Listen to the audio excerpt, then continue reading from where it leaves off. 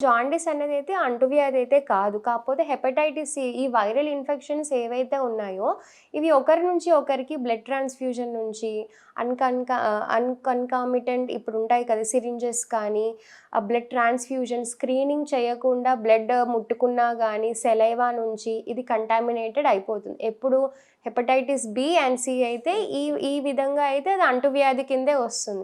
మనము ఈ పరంగా అనుకుంటే అది ఫీకో ఓరల్ అంటే మనం తిన్న ఫుడ్ హ్యాబిట్స్‌లో కానీ, ఆ వైరస్ ఫీకో ఓరల్ అనుకున్నాం కదా!